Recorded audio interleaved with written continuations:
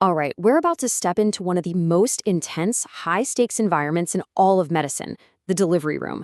Today, we're going to break down 5 critical, split-second decisions where lives are literally hanging in the balance.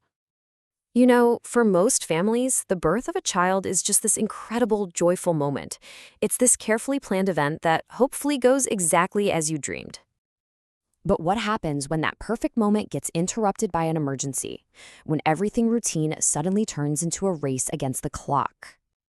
Well, this is where all that training, teamwork, and decisive action really ticks in. Medical teams spend years preparing for these super rare events, getting ready to make those snap judgments that can save the lives of both mom and baby. Okay, let's dive into our first scenario. Everything seems to be going along just fine, but then, all of a sudden, the baby's lifeline is put in serious jeopardy. So picture this. The patient is ready to push. But instead of seeing the baby's head, the umbilical cord, the baby's entire source of oxygen and nutrients, slips out first. This is an immediate all-hands-on-deck, code red emergency. Medically, this is called an umbilical cord prolapse. The easiest way to think about it is that the cord is like an oxygen hose. And with the baby's head right behind it, every single contraction, every little bit of pressure is pinching that hose shut, cutting off the baby's oxygen supply. So the alarm is blaring. The team has just seconds to act. What is the single most important thing they have to do right now? Now, what's really interesting here is what not to do. Your first instinct might be to try and push the cord back in, right? Or maybe reposition the mother to take the pressure off. And look, those things can help temporarily. They're crucial supportive moves, but they're just buying you seconds, not minutes. They don't actually solve the problem. Nope. The only definitive, life-saving treatment is an immediate C-section. Period. Any other action is just a delay. The team's entire goal is to get from that diagnosis to delivery in just a few minutes, before that lack of oxygen can cause any permanent harm. Okay, next up, we're going to look at a totally different kind of challenge. What happens when labor just stops? When progress grinds to a halt and the team has to figure out, okay, why isn't this working? So a stalled labor, or what doctors call labor arrest, usually happens for 2 main reasons. Is it a problem with the passage, like a physical mismatch? Or is it a problem with progress, where the pushing just isn't working and the baby's starting to show signs of distress? Let's take a look at both. So in our first scenario, the mother is having these powerful, perfectly timed contractions. I mean, the engine is running at full throttle. But after 12 hours, she's still stuck. She's not dilating any further. Something is physically blocking the way. This is what's known as cephalopelvic disproportion, or CPD. It's the classic key is too big for the lock problem. It doesn't matter how hard you turn that key, or in this case, how strong the contractions are, if it just doesn't fit, that door is not going to open. All right, now for scenario number 2. The patient is fully dilated, she's been pushing really effectively for 4 hours, but the baby isn't moving down. And even more important, the fetal heart monitor is starting to show a pattern that says, hey, I'm getting stressed in here.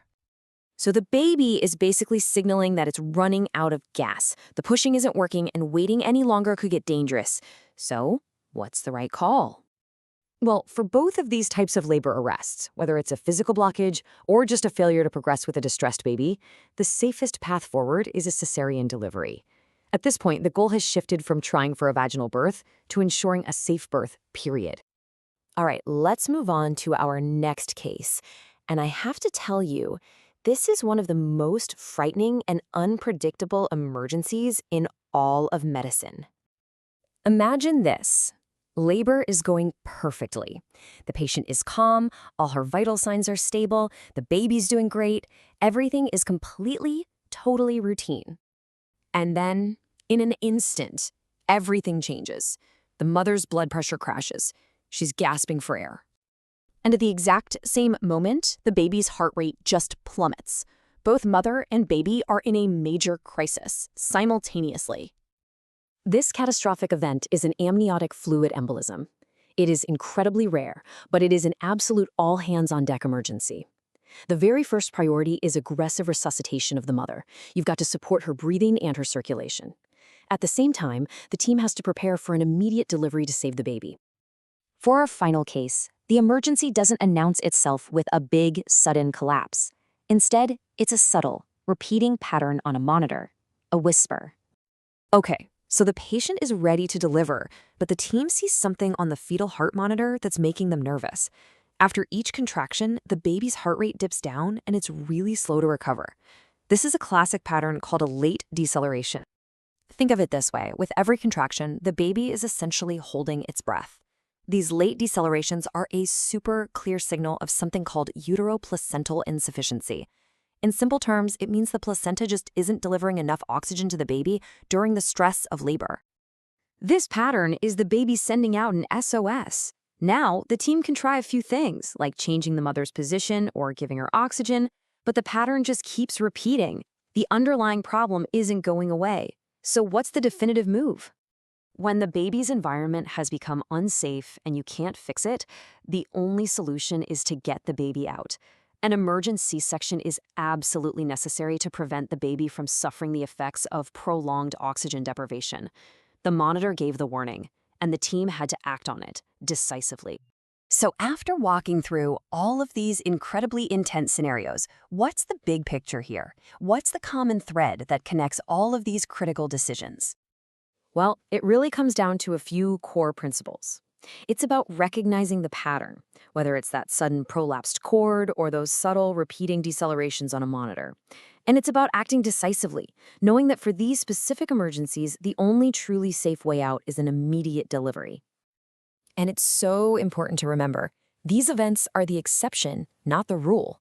But it's precisely because they're so rare and so dangerous that teams train for them relentlessly so that when it happens, their response can be swift, skilled, and successful.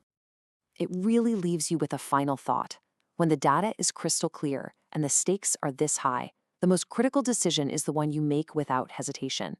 That incredible combination of knowledge, training, and teamwork is what allows these medical teams to perform with grace under truly unimaginable pressure.